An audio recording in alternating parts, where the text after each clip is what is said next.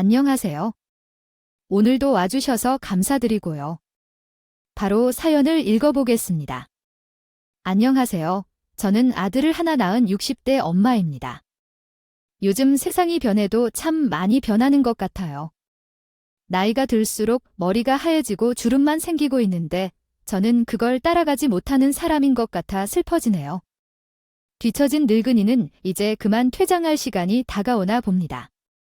저에게 세상이 가장 크게 변했다고 느껴지는 점은 아무래도 사람과의 관계인 것 같아요. 옛날엔 이웃 사람들끼리 다들 인사하고 이런저런 걸 주고받으며 친하게 지냈었는데 지금은 이웃은 정말 남일 뿐이더군요.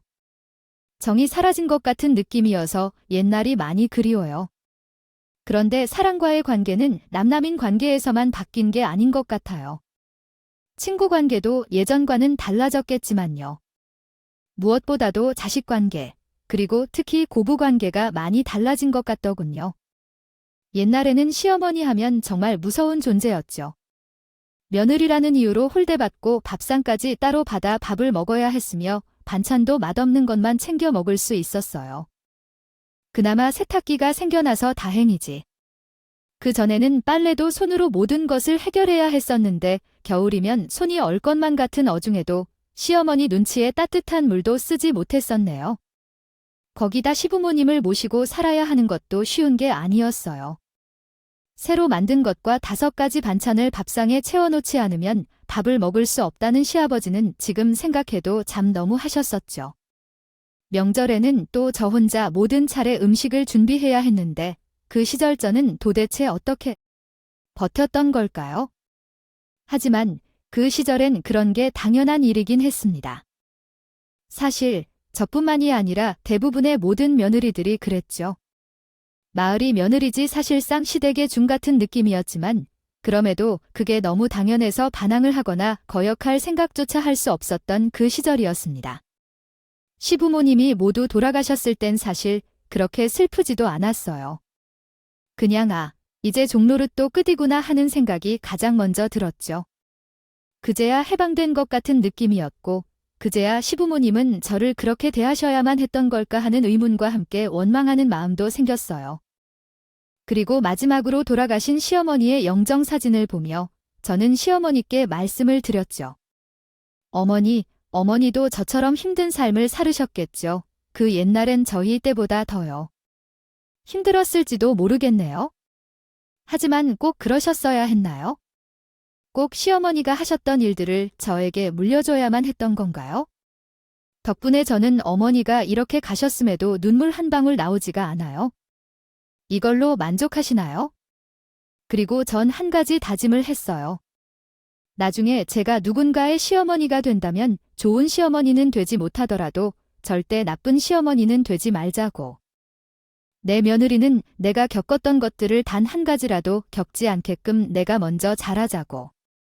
하지만 이 결심이 저에게는 또 다른 고통을 줄 거라고는 그땐 전혀 생각하지 못했습니다.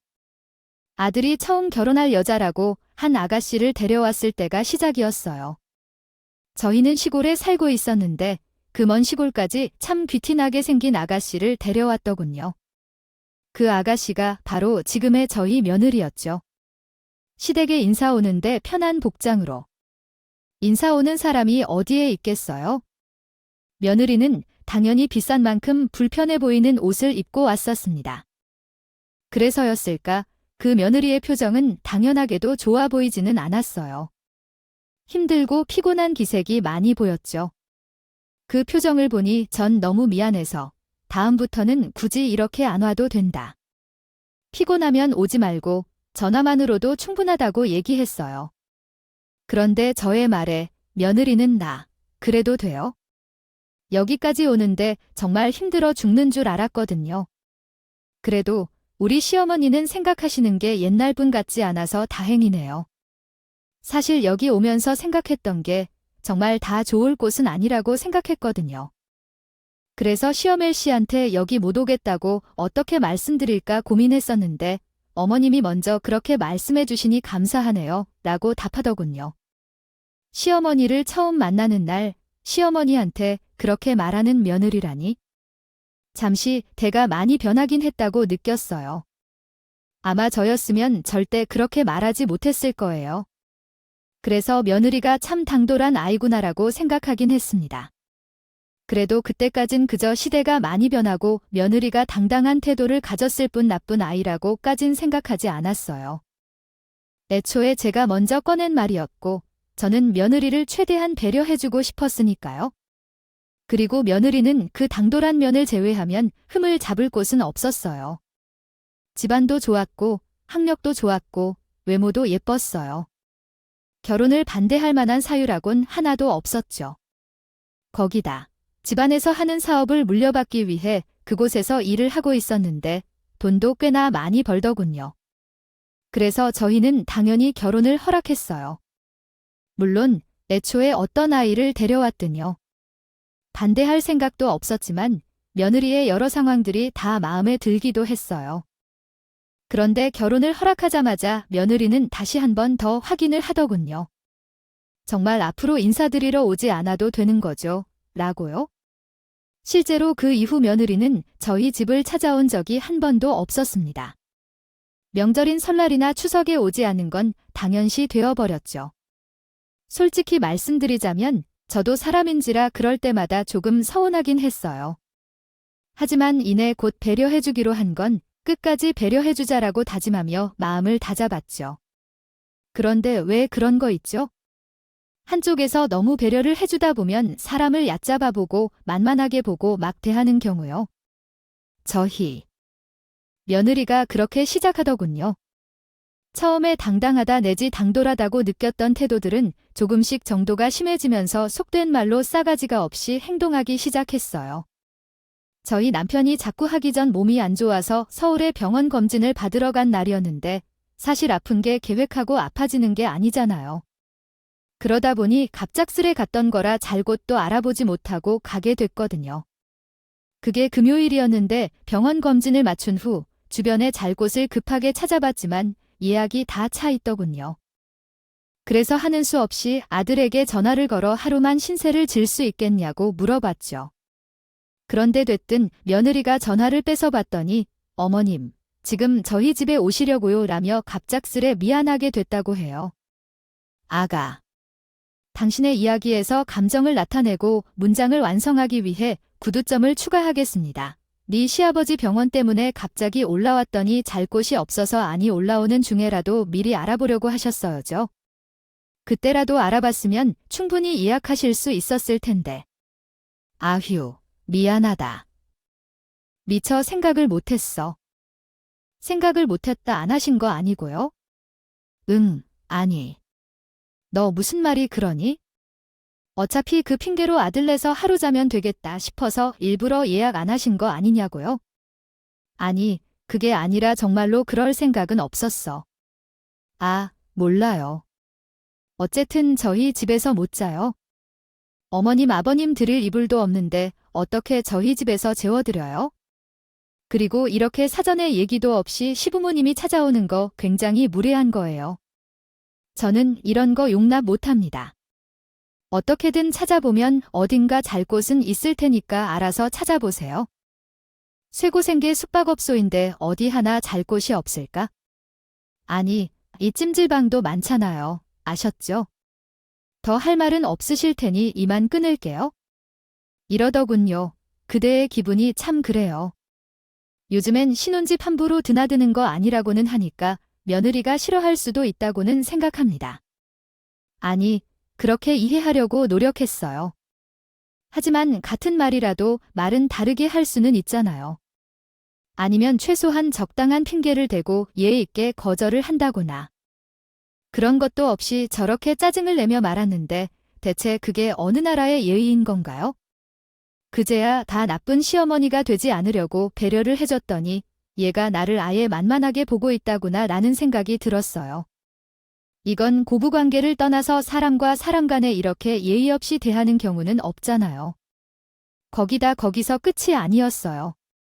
그날 이후 한 달마다 서울로 계속 검사를 받으러 가게 됐는데 그때에도 당연히 며느리는 집으로 한 번 오란 말을 안 하더군요. 아들 역시 마찬가지였고요. 그런데 그 일을 모르는 남편이 햅쌀을 줄 겸 아들네 가보자고 했는데 저흰 정말 깜짝 놀랐습니다. 가서 벨을 눌렀더니 거기서 모르는 사람들이 나와 누구냐고 묻더군요. 처음엔 저희가 집을 잘못 찾아간 건 줄 알았어요. 하지만 알고 보니 그게 아니라 아들네가 이사를 간 거였어요. 저희가 혹시 여기 다른 사람들이 살지 않았냐고 물으니 3주 전에 이사 갔다고 말하더라고요. 참, 그렇게 기가 막힌 순간이 또 있을까요? 그래도 아들과 전화통화는 꼬박꼬박 했었는데 어떻게 이사 간다는 말이나 이사 갔다는 말을 단 한 번도 하지 않을 수 있는 건지. 아들놈도 너무하다 싶었어요. 이랬던 애가 아니었는데. 결혼하고 변한 모습이 아주 괘씸했죠.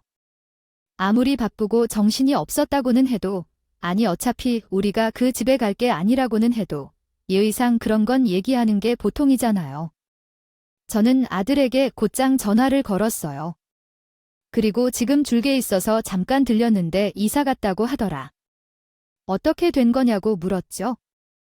그런데 그러자 며느리가 또 전화를 뺏어봤더니 아니 어머니, 제가 저번에 말씀드렸지 않아요.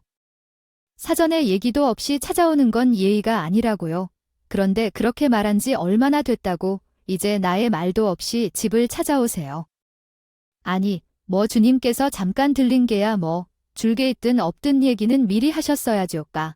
그래, 미리 얘기 못해서 미안하다. 그런데 아가 언제 한번 찾아오라고 말한 적이 있기는 하니, 아니, 그걸 바라지도 않는다. 미리 얘기를 했으면 오라고 했을 거니 내 생각엔 내가 그러진 않았을 것 같은데. 어머, 그래도 눈치는 있으시네요. 뭐라고? 네, 맞아요.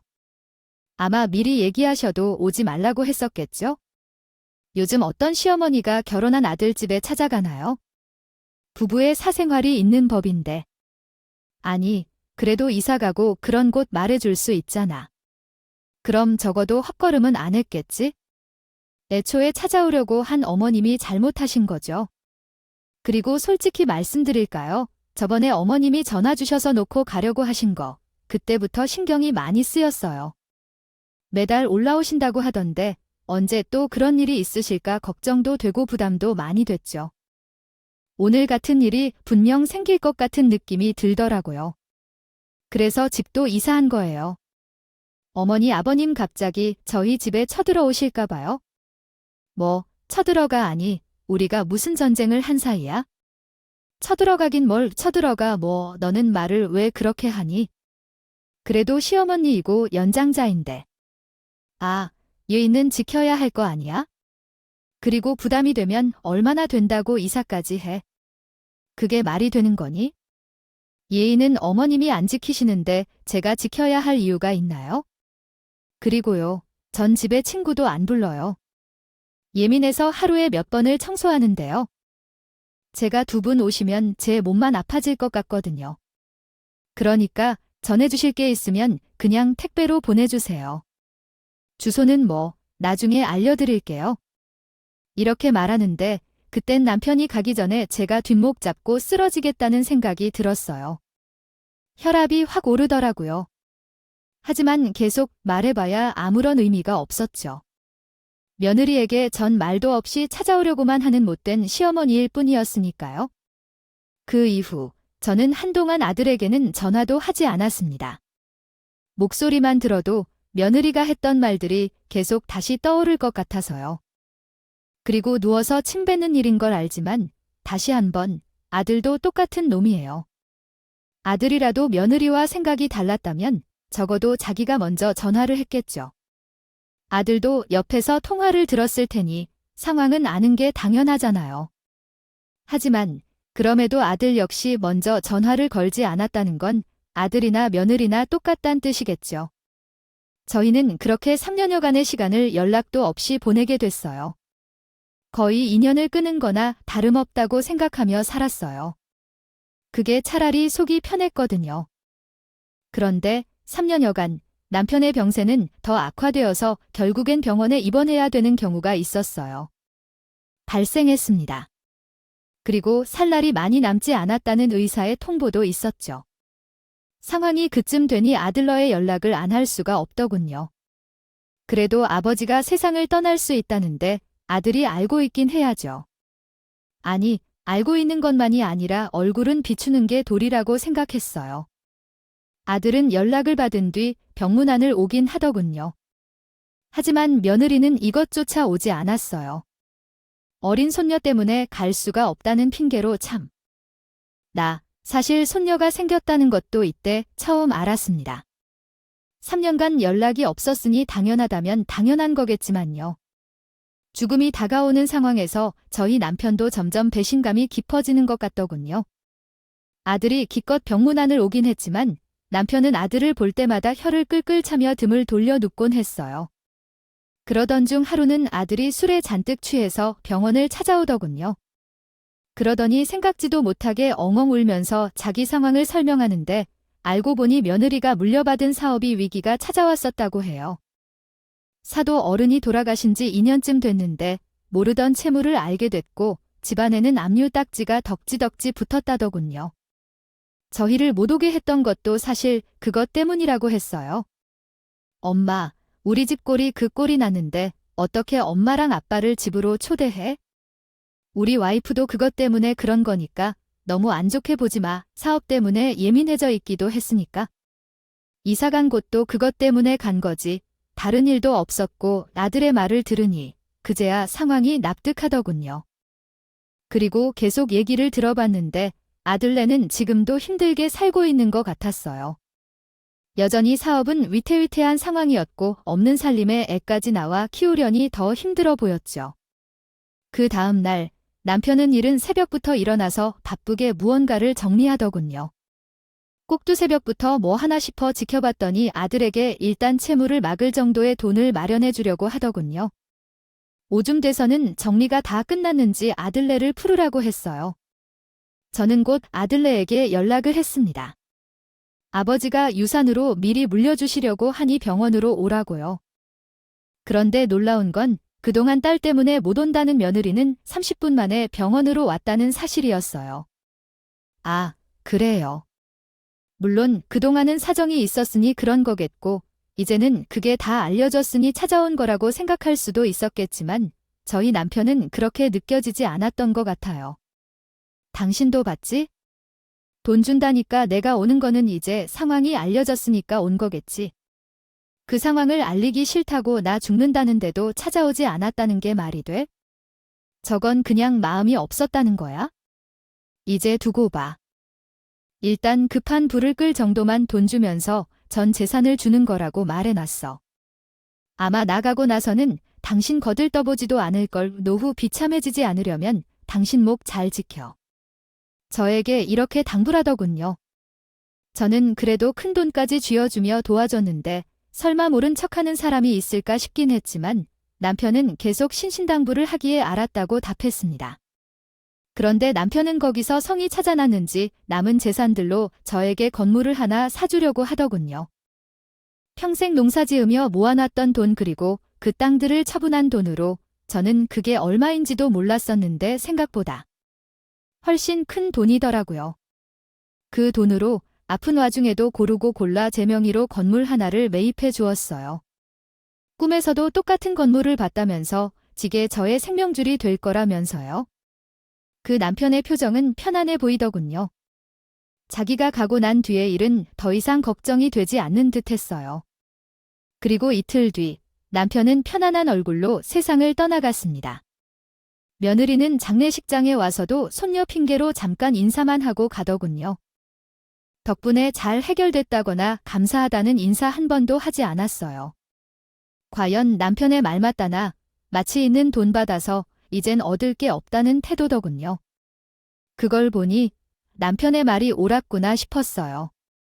장례식이 끝난 이후 저는 다시 시골로 내려왔고 아들네와는 볼 일이 거의 없이 살았어요. 홀어머니가 되어도 설이고 추석이고 멀어서 못 온다는 건 변함없었고 애초에 보지도 못해서 정 한 번 주지 않았어요. 못한 손녀도 볼 일이 없었죠. 저는 자식도 며느리도 없이 가족 하나 없는 사람처럼 지내게 되었습니다. 아들하고는 한 번씩 통화를 하긴 했어요.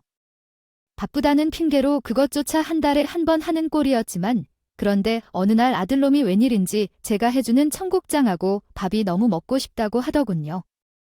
일이 너무 바빠 배달 음식만 먹고 사는데 너무 지겹다오고요. 저는 그 소리를 듣고 나서 어차피 손녀도 한번 볼 겸 아들놈 음식이라도 한번 해주자는 생각으로 한번 올라가기로 했어요. 사실 당시에 압류 때문에 그런 거라고는 했었지만 저희 남편의 돈으로 해결된 이후로는 부른 적은 없었기에 애초에 저를 부를 생각이 없었다는 건 잘 알고 있었어요.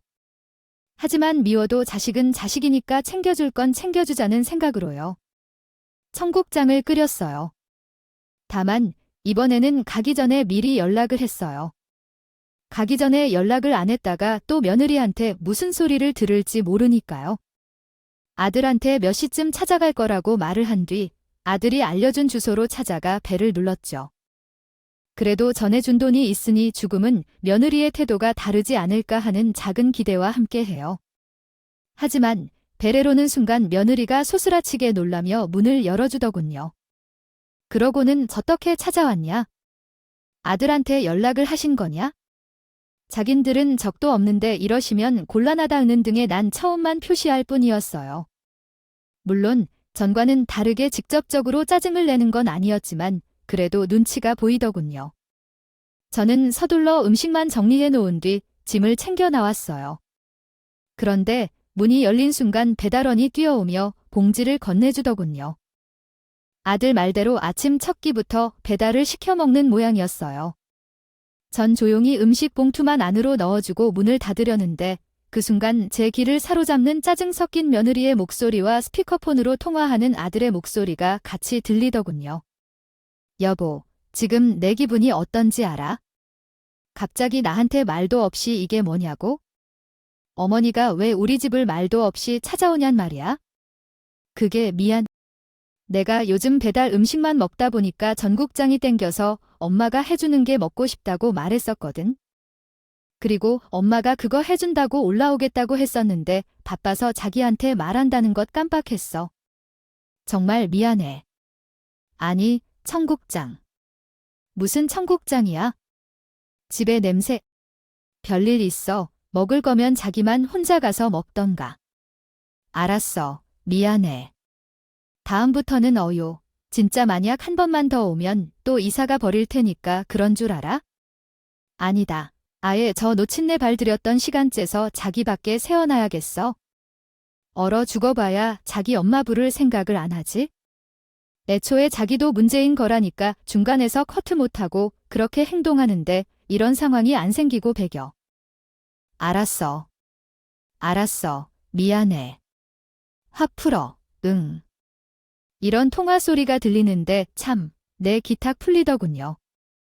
그래도 돈도 쥐어주면서 도움을 줬는데 저에 대해서 저렇게 생각을 하고 있으니 전 안 되겠다 싶어 겁내 받았던 배달 음식을 들고 다시 안으로 들어갔습니다. 집으로 돌아갔다고 생각한 제가 다시 나타나자 며느리는 깜짝 놀란 것 같더군요. 하지만 그것도 잠시, 며느리는 이내 침착해지더니 어머님 탓 들으셨죠. 방금 통화한 걸 마음에 통하여 뜯는 것도 실례예요. 뭐 엿들어요? 뜯긴 누가 엿들었단 말이냐? 동네방네 다 들리도록 내가 시끄럽게 떠든 건데. 아니, 내 집에서 내가 떠들 것 말고 내 마음이죠. 그래, 잘 됐네요. 이참에 아예 확실히 말해둬야지. 어머니 일단이 청국장 아무도 먹을 사람 없어요. 아니, 누가 먹는다고 해도 제가 허락 못해요. 그러니까 이건 버릴게요. 라면서 총국적을 저의 보는 앞에서 전부 개수대에 쏟아버리더군요. 그러고는 더 당당하게 어머님 보셨죠. 어머님은 지금도 그렇지만 앞으로도 저희 집에 오실 이유가 없어요. 어머님이 해온 음식은 이렇게 싹 다 버릴 거니까 그러니까 앞으로 올 생각 절대 하지 마세요. 아시겠어요? 참나, 기가 막혀서 듣다 도저히 못 참겠다. 너도 대체 왜 이러는 거니? 전엔 사업 때문에 그런 거였다며. 그런데 지금은 왜 이러는 건데? 아, 사업이 힘들었던 건 사실인데 어머님을 못 오시게 했던 건 그거랑 상관없어요. 그냥 제가 싫었던 거니까? 요즘엔 다 그래요? 어머님 시대야 시어머니를 상전으로 모시고 그랬었겠지만 지금은 그러면 욕먹는 게 당연한 거라고요. 그래, 내가 아는 사람들은 그러지 않던데. 아, 적어도 사람과 사람으로서의 예의는 지켜야 하는 거 아니니? 그냥 안 보면 예외를 지킬 필요도 없는데 왜 지켜야 하죠? 그게 서로 편한 거 아니에요? 그 시대적인 사고를 좀 버리세요. 어머님, 나이가 드셨어도 이 세상의 흐름에는 따라가야 할 거 아니에요. 그러다 뒤처지고 버려지는 거거든요. 뭐야? 아니, 내가 지금 그게 시어머니한테 할 말이냐? 말이면 다인 줄 알아? 어머, 또 못할 건 뭔데요? 내가 내 입으로 말한다는데 어머니가 보태준 거 있어요? 너 도대체 왜 날 그렇게 무시하니? 내가 가진 게 없어서 그런 건가? 아우, 잘 알고 계시네요. 어머님, 당연한 거 아니에요? 가진 게 없는데 잘해주는 사람이 어디 있어요? 잘해줘봐야 돌아올 건덕지가 없는데. 아니, 그래도 내가 사람이면 받은 은혜는 잊지 말아야 할 거 아니에요? 내 사업 힘들다고 해서 몇 억이나 줬는데 어떻게 그건 입을 싹 닦아? 은혜도 모르는 건 짐승이나 하는 행동 아니니 뭐예요? 어머님, 지금 꼴랑 5억 원을 줬다고 유세하는 거예요? 그것도 얼마나 되는 거라고요? 사업이 다시 조금만 잘 되면 그게 몇 배는 금방 벌어요. 제가 그 정도 능력이 있는 사람이라고요? 아, 그러세요. 그 정도 능력이 있는데 집에 딱지가 덕지덕지부터 너 같은 년은 어차피 성공 못해 알아. 사돈 어른이 하늘에서 얼마나 마음 아팠을까? 딸을 어리석게 키우셔서 힘들게 키우신 사업 다 말아먹게 생겼는데 이제 금방 사업은 망하고 너네 식구들 다 길바닥에 던져질 거다. 이런 못된 천벌 받을 거예요. 주제를 알고 행동해. 분명 오늘 내가 나한테 이렇게 한 거 후회할 날이 올 거예요. 그때에도 과연 내가 나한테 이럴 수 있는지. 아, 어디 한 번 두고 보자꾸나. 저는 며느리한테 한 소리를 해준 뒤 그 집을 나왔어요. 그런데 나오고 나니 또 후회가 되더군요. 이왕 한 소리 해주는 김에 더 할 말 못할 말 가리지 않고 잔뜩 해주고 왔어야 했는데 속에 쌓인 분의 반도 풀지 못한 것 같아서 너무 아쉬웠어요. 하지만 어차피 언젠가 며느리가 후회할 날이 꼭 올 거라고 생각하며 마음을 다잡았어요. 어차피 며느리 같은 성미면 절대 사람이 오래 따를 리가 없다고 생각했으니까요. 사업은 곧 사람을 어떻게 쓰느냐가 가장 중요한데 받을 줄만 알고 베풀 줄 모른다면 좋은 사람이 곁에 남아있을 리가 없겠죠. 그리고 그로부터 1년이 지나자 과연 제 생각은 그대로 적중했어요. 계속 위태위태하더니 결국 두 번째 사업 위기를 맞게 된 거예요. 어찌나 돈이 급했던 건지 제가 돈이 없다고 생각을 하며 뒷방 노인네 취급을 했었을 텐데도 불구하고 저에게까지 연락이 오더군요. 혹시 조금이라도 도와줄 수 없냐고요? 그 며느리가 빌빌대는 꼴을 보니 너무 고소하더군요. 저를 비참하지 않게 살게 해주겠다던 남편의 절실함이 통한 것 같았죠. 저는 아들네를 만나기 전 유언장에 작성하기로 했어요. 아예 공중을 받아서 수정조차 알 수 없도록 만들었죠. 그리고 그 둘을 만나서 그 유언장을 보여줬어요. 어머, 이게 뭐야? 뭐긴 뭐야, 내 유언장이지? 아니, 어머니 유언장이요. 그것도 재산이 있어야 쓰는 건데 혹시 재산이 있으신 건가요? 뭐, 한번 잘 살펴보던가. 아니, 뭐 얼마나 있으시다고, 50억. 뭐, 무슨 소리야? 50억이라니, 엄마, 그게 무슨 소리야? 무슨 소리긴 무슨 소리야? 내 아빠가 이렇게 엄마에게 오후 준비하라고 준 케이스를 확인했다. 엄마 명의로 된 건물이 있는데 가격이 많이 올라서 건물값이 50억이나 되었어. 며느리는 이 말을 듣고 죽은 불쌍한 듯한 표정을 짓고 있었지만 그래도 니네게 있어봐야 얼마나 있겠냐 싶은 기운을 풍기고 있었어요. 그런데 50억의 재산을 확인하고는 표정이 싹 변하더군요. 가장스럽게 한 번도 본 적 없는 미소를 띠고 아이고, 어머니 이런 게 있으셨으면 진짜 말씀하시지. 우리 어머님 완전히 부자셨네요. 그래서 어머니 딱딱하게 그러지 마시고 사실 저 어머니하고 가까이 지내고 싶었어요. 그런데 그냥 세상이 워낙 달라지고 있다 보니까 그 트렌드를 따라가고자 했던 거죠. 트렌드 그랜드 같은 개똥 같은 소리 하고 있네. 요즘 트렌드가 그런 거라고 누가 그러지? 적당한 거리를 두는 경우는 있어도 너처럼 싸가지 없고 예의도 없는 경우가 대체 어디 있는데? 어머님도 그냥 제가 조금 오버해본 거죠. 저도 처음이다 보니까 그런 적당한 거리를 어떻게 만들어야 할지 몰라서. 어머님, 그런데 유언장이 이걸 기부하시겠다고 적혀 있는데 혹시 기부가 뭔지는 아시는 거죠? 너는 지금 이 상황에서도 시어머니를 무시하는 거니 아냐? 아니야. 그런 게 아니라. 이 50억이나 되는 돈을 싹 다 기부하시는 건 말이 안 되잖아요. 안 그래요? 여기 어머님이 사랑하는 아들도 있는데 어느 정도 때 주셔야죠. 일 없다. 너도 그렇고 아들놈도 마찬가지야. 욕심만 많고 보답은 전혀 할 줄도 모르고. 아, 천벌받은 인연이나 똥된장 못 가리는 아들놈이나 똑같은데. 내가 너네한테 왜 이걸 물려줘? 어머니, 예전 일 때문에 그러시는 거죠? 그때 일들은 제가 정말 진심으로 사과드릴게요. 네, 왜 요즘 그런 말이 있잖아요. 엄마가 처음이든 저도 며느리가 처음이다 보니까 어떻게 해야 될지 몰랐어요. 아니, 어머님도 시어머니가 처음이잖아요. 제가 정말 잘 몰라서 그런 거라니까요. 마음 넓으신 어머님이 한 번만 저 용서해 주세요. 앞으로 제가 정성을 다해서 모실 테니까. 아무데나 다 처음이라는 소리는 갖다 붙이지 말아라. 나는 아무리 시어미가 처음이라도 정도는 알고 다른 며느리들도 아무리 너처럼 며느리가 처음이라고 해도 그런 싸가지 없는 행동은 안 한다. 나는 니들한테 일 없다. 너 같은 게 하는 소리를 대체 누가 믿겠니? 그때도 5억이나 되는 큰 돈을 달랑 오기라고 하면서 보답할 생각은 하지도 않았잖아. 내가 그때 알았다. 애쓰고 좋은 거 줘봤자 쓰레기가 되는 걸 아마. 이 돈도 너희 줘봤자 금방 웃어지겠지? 내가 말했지? 분명 그날을 후회하는 날이 올 거라고. 이 돈, 내가 죽더라도 너희한테 갈 일은 절대 없으니까. 그런 줄 알아? 이 말하려고 부른 거야. 알았니? 그럼 난 이만희로. 섬아, 어머니. 제가 잘못했어요. 어머니, 며느리는 자리를 뜨려던 저의 바짓가랑이를 붙잡더니 무릎을 꿇고 싹싹 비우기 시작하더군요.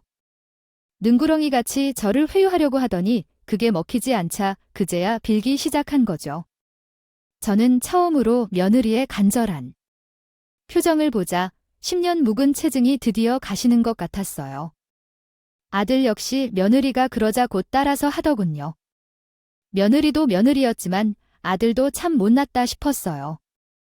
이래서 자식 새끼 키워봐야 아무 의미 없단 소리를 하는 건가 싶네요. 전 저의 바짓가랑이를 잡고 있는 며느리의 손을 뿌리친 뒤 그곳을 나왔어요. 그리고 아들과 며느리의 번호를 쓰신 차단해 놓고 곧 이사 갈 곳을 알아보기 시작했어요. 며느리는 제가 이사를 가기 전까지도 뺀질하게 저희 집을 찾아와 몸에 좋다는 홍삼이다, 전복이다 사들고더군요. 거기에 손녀까지 데리고 와서 손녀를 앞세워 성냥팔이처럼 구걸하는데 그런 며느리에게 너는 엄마 될 자격도 없는 애다 라고 했네요. 어떻게 제 새끼를 아버지가 그런 짓을 하나요? 정말 손녀의 미래가 진심으로 걱정되었어요. 그리고 솔직히 말하자면 아들이나 며느리가 꼴보기 싫으니 손녀도 그렇게 예뻐 보이지 않더라고요. 저 참 못난 할미죠. 하지만 저도 신이 아니라 사람이고 인간이다 보니 어쩔 수 없이 그런 마음이 생기더라고요. 그렇게 저는 아들을 애가 말없이 이사를 갔던 것처럼 저도 말없이 이사를 가고 연락을 끊어서 아예 인연이 끊기도록 했어요. 돈은 유산기부법률센터에 곧장 기부하기로 했어요. 아무래도 시간이 지날수록 돈을 쥐고 있는 것보다 빨리 정리하는 편이 더 좋을 것 같더라고요. 돈이 있으면 계속 며느리나 아들이 어떻게든 저한테 들러붙으려고 할 것 같고 계속 아들 며느리가 궁상 맞개빛에 허덕이며 사는 모습을 보면 저도 마음이 약해질 것 같아 독한 마음 품고 결정을 했어요. 사실 사람 마음이라는 게 기부를 하겠다고는 했지만 50억이라는 큰 돈을 몽땅 기부한다는 게 쉽진 않긴 하더군요. 이게 정말 맞나 좀 더 남길까 싶긴 했었어요. 하지만 그냥 눈 딱 감고 전부 기부했습니다. 아깝기도 했지만 시간이 흐를수록 좋은 일을 하고 간다는 기쁨이 어떤 것인지 새삼 느끼게 되더군요. 지금 제 주위에는 아무것도 없어요. 저 혼자예요. 하지만 그럼에도 외롭진 않아요. 아니, 오히려 더 즐거운 것 같아요. 오롯이 저에게만 집중하는 삶을 살 수 있으니까요. 여태까지의 제 삶에는 취미랄 게 딱히 없을 정도로 저보다는 가족에게만 관심을 쏟았었는데 저 스스로에게 집중을 하자 그런 것들도 하나둘 생기더라고요. 저의 하루는 아침에 수영을 가고 오후에는 영어 공부를 하고 저녁에는 독서 모임을 하고 밤에는 요즘 트렌드에 맞는 유튜브 영상들을 보고 있어요. 60년의 인생에 쉬운 날이 없었지만 요즘은 참 행복하네요. 아마 하늘나라로 가면 남편이 웃는 얼굴로 절 맞이해질 것 같아요. 그리고 저도 당당히 말할 수 있겠죠? 당신이 원하는 대로 떳떳하게 잘 살다 왔다고요? 그러면 남편은 잘했다고 웃으면서 말해주겠죠? 사연을 보시는 분들, 가족이 있으신 분들도 있으실 테고 저처럼 혼자 남아 계신 분들도 계시겠죠? 가족이 있으신 분들은 저와는 다르게 불화 없이 행복한 관계를 잘 이어나가시면서 그곳에서 행복을 잘 찾으시길 바라고 혼자 남아 계신 분들은 저처럼 자기만의 행복을 찾길 바랍니다. 우리 모두 우리의 고통을 이겨내고 살아가고 있기에 행복할 자격이 있는 사람들이니까요. 저의 긴 사연 들어주셔서 감사합니다. 날씨가 추운데 감기 조심하시고 항상 건강하세요. 오늘도 끝까지 함께 해주셔서 감사하고요. 다음 영상으로 또 찾아뵙겠습니다.